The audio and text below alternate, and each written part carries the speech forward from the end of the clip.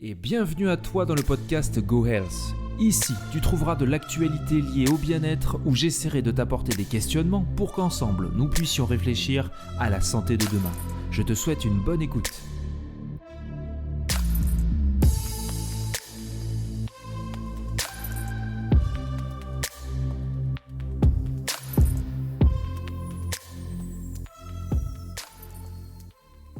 Et aujourd'hui, je te parle d'un marketing très bien ficelé, comme beaucoup d'autres le font. Aujourd'hui, on parle de Papa in Shape. Alors, qu'est-ce que c'est ? C'est un coach sportif, nutritionnel, ou en tout cas c'est un groupe que j'ai trouvé sur Instagram, et je me suis dit, comme je l'ai fait avec plein d'autres, mais je vais jouer le jeu, je vais m'inscrire à leur newsletter, entre guillemets, à leur programme gratuit. Alors on reçoit un e-book avec quelques recettes, des conseils sur plusieurs jours pour retrouver la santé, une meilleure forme, des programmes sportifs, etc. etc. Et tous les jours, je dis bien tous les jours, on reçoit un email pour soit nous donner des indications, pour nous dire il faut faire ça, ou mettre du témoignage personnel. Et j'ai reçu quelques lettres où certains... la personne en fait nous fait penser qu'elle a écrit à son père et apparemment c'est l'origine de Papa in Shape. Alors ça aurait pu être très très bien.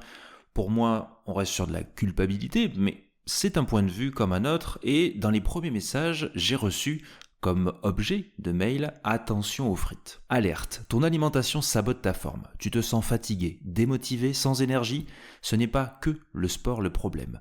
Une mauvaise alimentation peut anéantir tous tes efforts. Alors ça, c'est vrai. La preuve en image, donc on voit 450 kcal pour un paquet de frites de chez McDo, comparé à une heure d'activité physique ici de la piscine qui éliminerait 400 calories.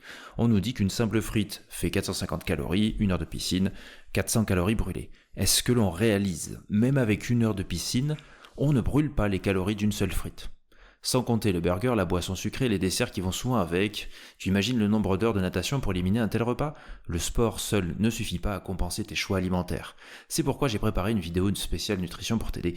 Bref, alors, j'entends, c'est complètement du marketing. Mais, en 2024, bordel de merde, arrêtez de comparer ce qui est incomparable. Bien sûr que manger des frites, c'est gras, c'est salé, surtout celles de McDo. Il y a une différence entre faire des frites au air fryer et aller manger des frites pleines de graisse de chez McDo. On est d'accord. Est-ce que surconsommer va te faire grossir ? Bien évidemment. Est-ce que surconsommer et faire du sport peut être néfaste ? Bien évidemment que non. Si tu te mets à comparer tout ce que tu manges, à compenser avec de l'activité physique, clairement tu vas te planter, parce que ça ne fonctionne pas comme ça. Effectivement, il faut éliminer, je crois, en moyenne 7000 kcal pour perdre 1 kg de graisse. Mais ça ne peut pas se faire mathématiquement sous cette forme-là, c'est impossible. Ça veut dire que dès que tu manges, dès que tu te fais plaisir, tu vas aller faire du sport. Et c'est ce que je vois souvent sur les réseaux. Dès que on a fait un restaurant, on a mangé une glace, etc. Et même moi je fonctionnais comme ça, on va compenser avec du sport. Je pense que ce n'est pas de ce sens-là qu'il faut le faire, sinon on ne profite pas. Il faut avoir une activité physique régulière, très très régulière, et je te le répète assez souvent. Mais il faut savoir aussi manger pour manger, et aussi manger sans compter. Quand je dis sans compter, ça ne veut pas dire en énorme quantité, mais ne pas compter spécifiquement les calories qu'on a ingérées pour pouvoir les éliminer. Par contre, on peut regarder le nombre de calories quand on va faire les courses, quand on se dit qu'on a une pulsion alimentaire, parce que TCA ou autre chose, et se dire « Ah, est-ce que ça va vraiment me faire du bien ?» Voilà. Là, c'est quand on est dans une étape, une sous-étape, et qu'on peut avoir conscience de ça. Sauf que quand on est dans l'extrême et qu'on a envie de manger pour compenser une émotion, on va pas spécialement regarder les calories. Et donc, de rajouter ça aux gens, à part les culpabiliser, qu'est-ce qu'on fait ? Je pense qu'on fait rien de très très bon. Et au-delà de ça, donc, c'est cette accumulation de mails qui me dérange dans ce système marketing, pas vraiment le Papa in Shape, parce que dans l'idée, là je retrouve la lettre spéciale qui nous dit papa, je sais que tu t'attends pas à recevoir une lettre de moi aujourd'hui, mais j'ai quelque chose d'important à te dire. Depuis que je suis petit, tu as toujours été mon héros, etc., etc., etc. Ou à la fin, c'est pour ça que je t'écris aujourd'hui. Je veux t'aider à retrouver ta forme. Donc son papa avait pris des kilos. Voilà, il l'a aidé à perdre du poids.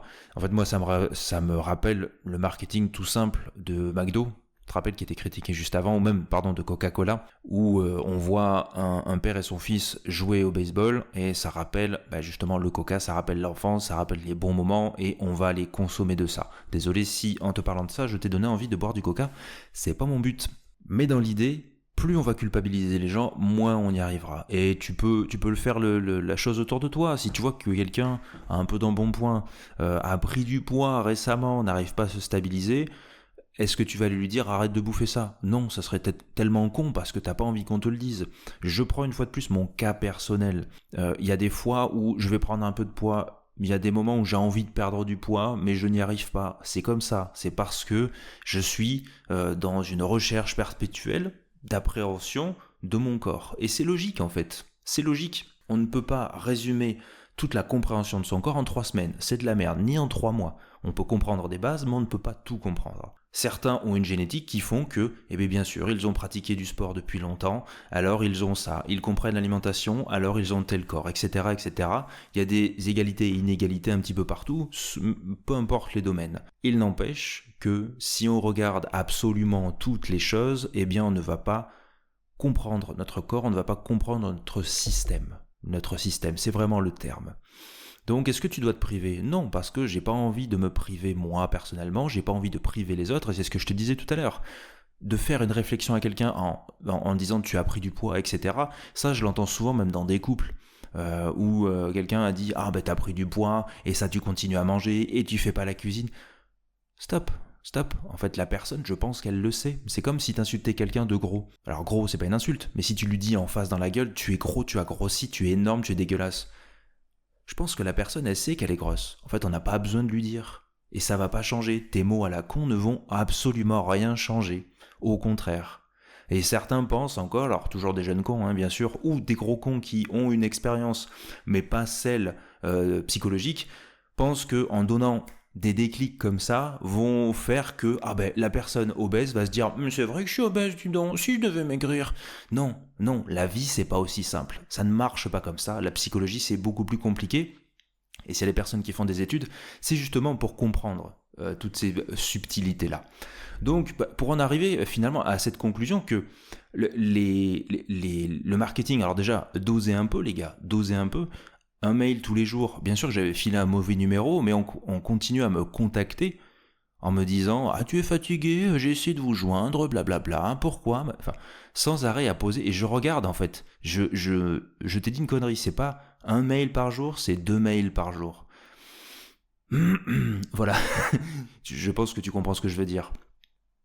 Donc, si toi tu as des priorités, si tu as des projets, déjà concentre-toi sur toi-même avant d'aller demander à quelqu'un qui te promet monts et merveilles. Cette chose-là, c'était, une fois de plus, quand le marketing fonctionne, c'est qu'on est à l'opposé de ce qui se fait dans la mouvance.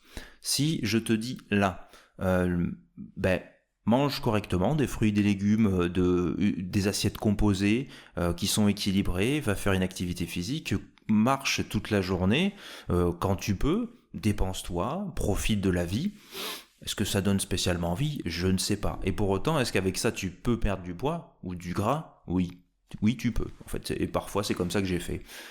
Si je te dis par contre qu'en 2-3 mois, en faisant spécialement cette performance de 20 minutes et pas plus par jour, en mangeant des fruits et légumes avec 150 grammes de poulet tous les jours, avant minuit, sinon c'est une dinguerie, et que c'est si précis que ça, là tu te dis, si c'est précis, 1 + 1 = 2. Ça veut dire que si je fais assiette plus assiette, je vais maigrir. Et c'est comme ça que fonctionne l'esprit humain. Il veut du rationnel qui est millimétré, qui est calculé, qui est mathématique. Alors que le corps humain n'est pas mathématique. Il ne peut pas être mathématique. C'est comme ça. On ne peut pas tout expliquer, même si on a tendance à vouloir le faire. Un corps n'est pas égal à un corps.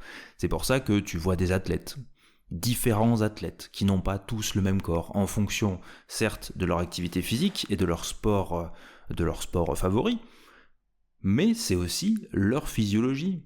Tu regardes des karatékas, tu regardes des nageurs, tu regardes ceux qui font de l'athlétisme, Certains corps se ressemblent, mais à l'intérieur de ça, il y a aussi des corps qui ne se ressemblent pas.